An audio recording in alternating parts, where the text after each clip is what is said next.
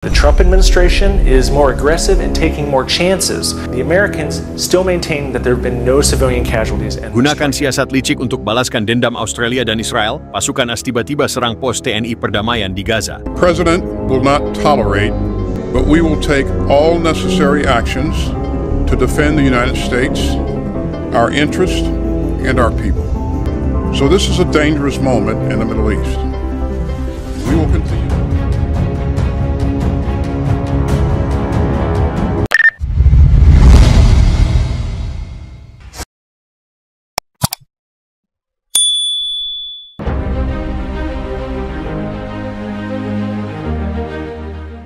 Tepat ketika dunia mengira bahwa ketegangan di jalur Gaza mulai mereda, sebuah kabar mengejutkan mengguncang markas besar Perserikatan Bangsa-Bangsa dan memicu badai diplomatik global.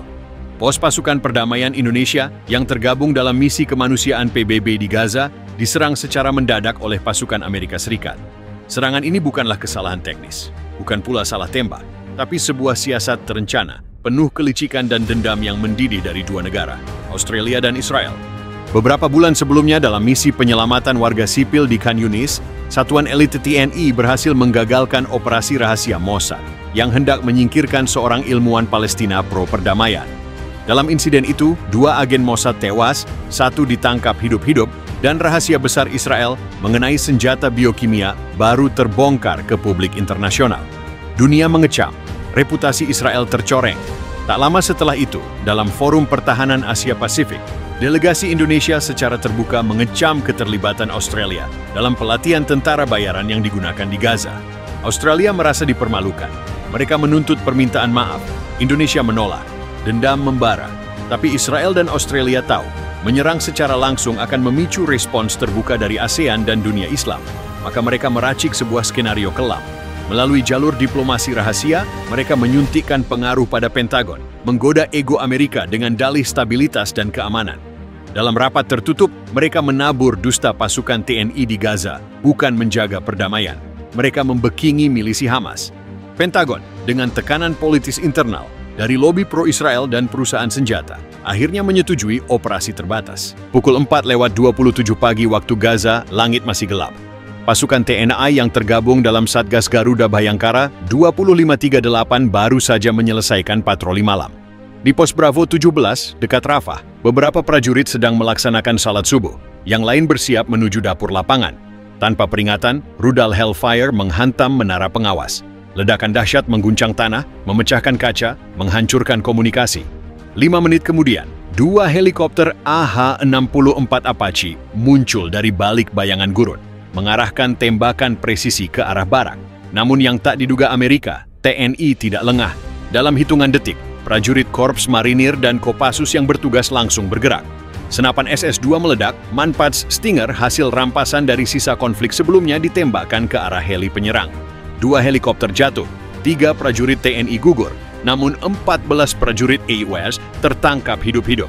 Salah satu dari mereka adalah operator sistem intelijen taktikal yang membawa laptop terenkripsi. Presiden Indonesia dalam pidatonya di sidang darurat PBB menyatakan dengan tegas, "Kami tidak akan memulai perang, tapi kami tidak akan tinggal diam ketika darah putra-putri kami dibayar dengan kebohongan dan kelicikan." Secara diam-diam, TNI mulai mengaktifkan unit intelijen di Timur Tengah dan Pasifik. Operasi rahasia dengan sandi Garuda Malam diluncurkan. Targetnya pusat-pusat operasi gelap Australia di perbatasan Yordania dan gudang senjata Israel di Gurun Negev. Dalam 2 minggu, 3 lokasi hancur oleh ledakan misterius. Perdamaian di Gaza kini menjadi topeng rapuh dari permainan global yang gelap.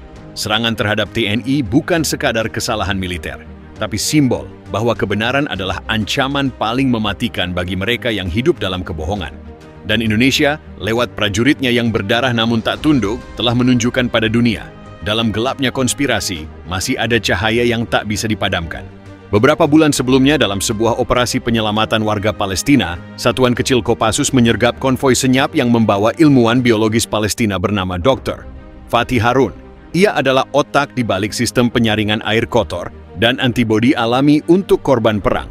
Tapi bukan itu yang membuatnya diburu Israel, melainkan data yang ia bawa, hasil eksperimen senjata biologis yang digunakan Israel untuk menguji ketahanan tubuh populasi Palestina. Dalam operasi itu, 2 agen Mossad tewas dan 1 ditangkap hidup-hidup. Penangkapan itu memicu kegemparan. Dunia internasional, melalui kebocoran media yang didorong secara diam-diam oleh Indonesia, mengecam eksperimen keji tersebut. Untuk pertama kalinya, nama Mossad terucap secara terbuka dalam dokumen PBB. Australia, sebagai mitra logistik dan pelatihan Mossad di kawasan Pasifik, ikut terseret. Mereka merasa dipermalukan. Reputasi Australia sebagai negara netral dalam konflik Timur Tengah hancur dalam satu malam.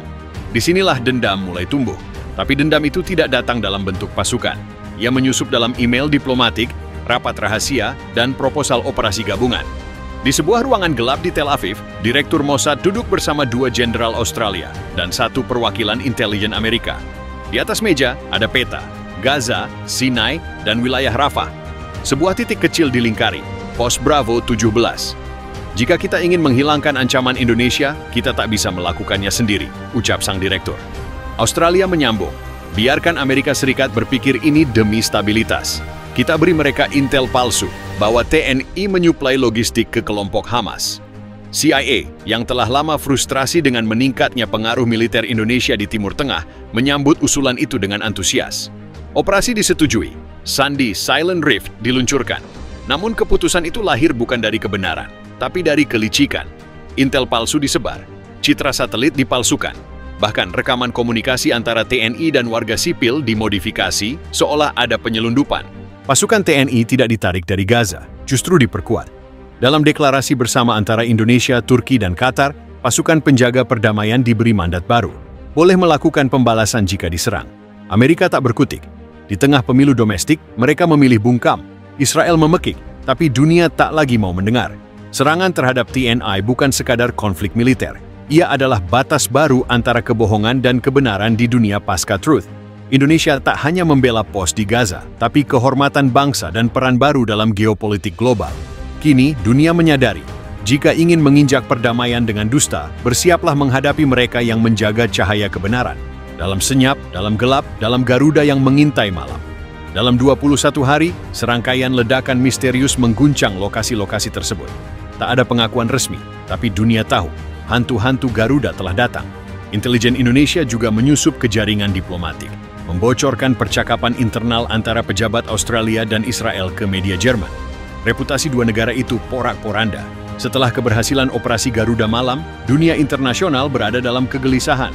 Serangkaian ledakan misterius yang menghantam gudang senjata dan jaringan komunikasi Mossad di Timur Tengah memaksa Israel memperketat seluruh pos militernya. Sementara itu di Israel, unit sandiwara menyusup sebagai tim dokumenter dari sebuah stasiun TV Eropa yang konon ingin mengangkat sisi humanis tentara IDF.